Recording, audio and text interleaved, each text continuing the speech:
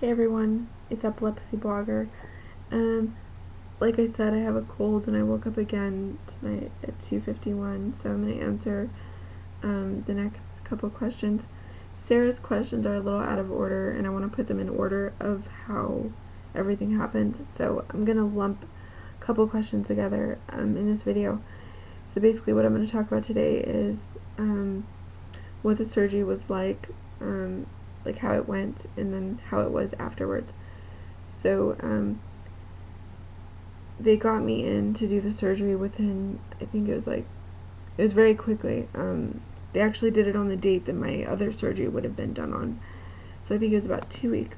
And went in and, they get you ready, they give you the IV, and they put your hair up and put it in a little bun and put your little head cap on and your socks and your gown and all that crap. And they put you in bed. You sign your forms, and the one thing that I wasn't scared for the surgery. I was scared for the anesthesia, and I don't know why. It freaked me out. And I did have a little freak accident with anesthesia that I'll tell you about. It's very rare, so I doubt it will happen to you. And I will tell you how you can prevent it. So, they gave me the anesthesia. I don't really remember, and they said, the only thing I remember was the anesthesiologist saying, just pretend this is a little cocktail and you're gonna wake up on the beach drinking your little cocktail, and that's all I remember. And then I was out, and then I remember waking up, which was the unpleasant part, because I immediately started vomiting. I was allergic to the anesthesia, the type that they used, and there are several types, and one thing you can do to prevent the you can't prevent the allergic reaction. If you're allergic to it, you're allergic to it, but you can ask to be tested, I believe, from what I was told, and they can give you a small dose of it and see how you react to it. And of course that does cost money, but like I said, it's very rare for it to happen. Very, very rare. And so I was vomiting and vomiting and vomiting, but there was good news that my surgery went very smoothly, and it went quicker than most people's surgeries have gone. They tell you it takes about 4 hours, and it took me only 2. They said I had a really good nerve, and a really good vagus nerve, and a really good pocket right here to put the VNS in, so that's good. They said they didn't have to do a whole lot of cutting and all that, so it was really good. And the next 7 days were a living hell. They gave me my little box from Cyberonics of my magnets in it and my information, and they sent me home. And they give you a little card to take home with you, because when you go to like an airport or something and you go through the detectors, it will detect that, and they don't want to think you're like a bomber or something, so you have to show them your little card. And so they give you that, and I went home, and I was like delirious the whole way home, vomiting the whole way home. It was disgusting, and I didn't eat or drink any. Like, I drank like a little, like, sips of Gatorade and sips of water for like 5 days, and then like finally on like the 6th day I could eat some crackers, barely, like a couple, and then it was really bad. That's all I'm going to say. I'm not going to get into like grody details, but basically it was really bad, and I was vomiting, and it was because I was allergic to the anesthesia. And also, you should ask about this before you get your surgery done. Make sure, ask for the anti-nausea patch that they put behind your ear, and it looks and feels like a little band-aid, like those little round ones. They put it behind your ear to reduce the nausea after the surgery. And that's one thing that could have helped a lot with the allergic reaction. But they failed to give that to me at my hospital, and I'm not sure why. I did complain about it, because I called and they said, well, didn't we give you the patch? I swore I put it on you, and it may have fallen off, I'm not sure, but it didn't show up on our bill either. So you do want to ask about that and make sure they put it on you. Tell your parents or tell whoever's with you, because you are going to have someone there to take you home. Tell whoever's with you to make sure that they put the patch on you and that it's there when you leave. you have liquid inside your ears, and for instance, if you're on a roller coaster and that liquid's moving around, you're going to feel really nauseated, and it's going to throw off your balance, and that will make you vomit. So that little patch keeps you from being so sensitive. And you can leave it on for 3 days, I think. Yeah, 3 days. And so ask about that.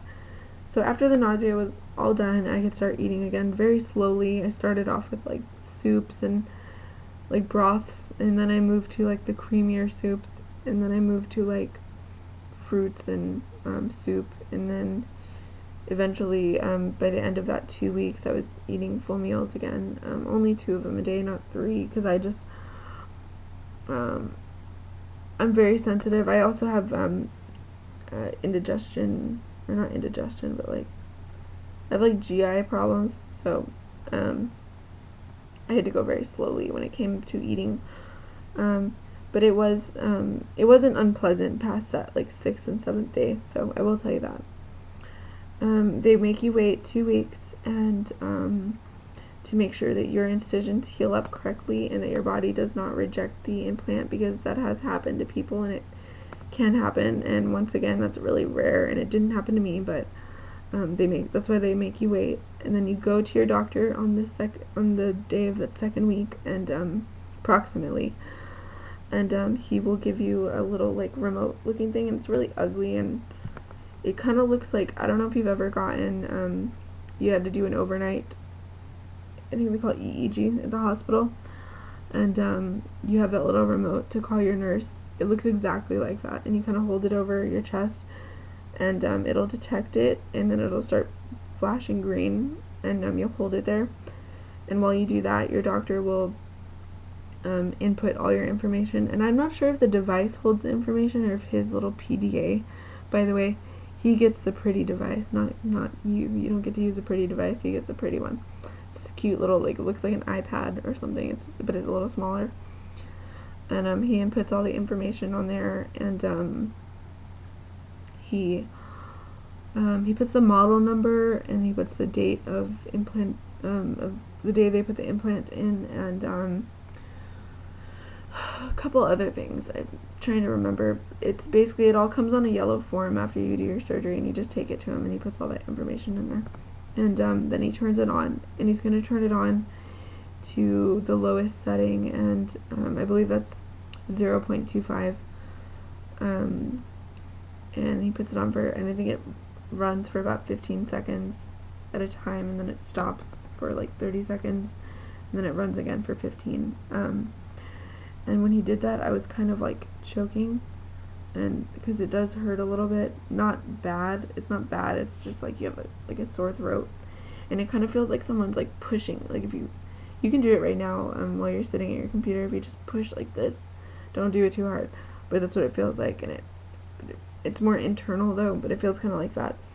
So I recommend bringing a bottle of water with you to the doctor appointment, along with maybe a throat lozenge or 2, and make sure to bring your magnet, because you do have to test out when you turn it on with the magnet, it's like 2 times stronger than it is when it's regularly going on its own, so it is going to be stronger, and you have to test it out to make sure that it works. And that just, it kind of hurts. He said, okay, well, I'll be right back, you just sip on that water, and I'll come back and see how you're doing. And he came back and he said, well, are you doing okay? And I said, yeah, it doesn't hurt so bad anymore. And he said, well, do you want to turn it up one more time and see if you can handle it? I said, yeah, sure, why not? So he turns it on, and this time I'm like, I got tears in my eyes, because it felt so weird, and it was like, not exactly painful, like not like someone's choking you, but it very similar to that. And it's very weird. It's like a vibration in your throat, and it's kind of painful, but it's not painful enough to make you cry or anything. I would think it's not that painful, so don't get freaked out about it. They send you home, and they do check up on you. They should, at least, to see how you're doing, and because if you do have problems and you're like, I just can't get used to this that fast, you can go back and get it turned down 1 level for a little while, and You're supposed to test your device once a day, every day for about 2 weeks, and then after that you can test it like once a week just to make sure my light went off, to make sure that it is on. And I honestly don't really check mine too often anymore. I do it about once a month because I don't use it too often because I'm trying to save the battery. It lasts about 5 years, but if you're checking it every day, that's going to run the battery down, so just use it when you have to. But they'll tell you more about that at the doctor's appointment, and it wasn't too scary, I'll tell you that. It went better than I thought it would, let me tell you that, because I thought it was going to be like someone shooting me in the throat. I thought that's what it was going to feel like, but it was not that awful. It was painful, but it wasn't. It's something that, like, I think even a child, if a child had to go through with it, I don't think they would cry. I'll put it that way. And I went home and I was able to sleep well. It felt kind of funny when I was sleeping, but once I was asleep it didn't bother me anymore. So that's kind of how this surgery went before and after. The only other thing I think I could tell you is that they did stitch up my incisions like really crappy. Like, it seems like they didn't take any time. So they will ask you before your surgery, they'll say, do you have any concerns about having scars? Say yes, because I said no because I just wanted to get it over with, and I think they kind of took that to heart and just didn't care when they were stitching me up. And now I have really ugly scars. Compared to the 3 women that I've met and the 2 men, I'm the only one who has a scar here instead of on the side right here. And I'm the only one who has a giant long scar going down the side of my armpit, so they could have done a better job. And believe me, they could have, because even my doctor said, yeah, they could have done a better job at that. My epileptologist actually said that, so believe me, make sure that they know that you want it stitched up correctly. I'm trying to put it in good words. If you've ever seen Frankenstein and you've seen like the stitches, that's what it looked like when I left. This one was a lot longer, or it was a lot like that. It was, I'm going to show you. It was like, can't get my hair out of the way.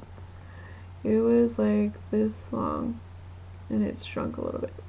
But it does look, I can actually pinch it and grab it. It's actually sticking out, so it looks like there's a worm living under my skin. It's really gross. But I think well, it was gross at the time. I think they're beautiful now. I love my scars, so I don't really care. Other people might care. So if you have a problem with scars, make sure you let them know. This one, they're both turning back to skin color slowly. I'm putting vitamin E oil on them every day, and that seems to be helping a lot. It does take them a really long time to heal completely, and it may be tempting, but do not remove your stitches. Do not. I removed mine only because they started coming undone. If you've ever tried to tie fishing wire together, you'll know that it doesn't tie very easily, and that's what the stitches feel like, and they were coming undone. So I just pulled them out really, really slowly, and it didn't. My doctor did let me know that it wouldn't have made a difference if they were in or not, because they did seal it with like a glue. So it's like a glue type thing, so it didn't really matter whether I took it out or not. And it was already healed by that time. It just didn't. They're supposed to dissolve. The stitches were supposed to dissolve, and they never did. So the fact that I removed them didn't make a difference, but don't remove them simply because I guess I've had stitches, so I know what it's like, but if you don't, you may not know if your scars have like fully healed yet, or if your incisions have fully healed, and you may pull them out at the wrong time and it could like actually rip open. So don't do that. Other than that, there's really no other important details to tell you. Just relax when you get home, and be sure to ask about the patch behind your ear. Remember the water bottle. Bring your magnet with you. Probably some throat lozenges. And that's pretty much it. Don't remove your stitches.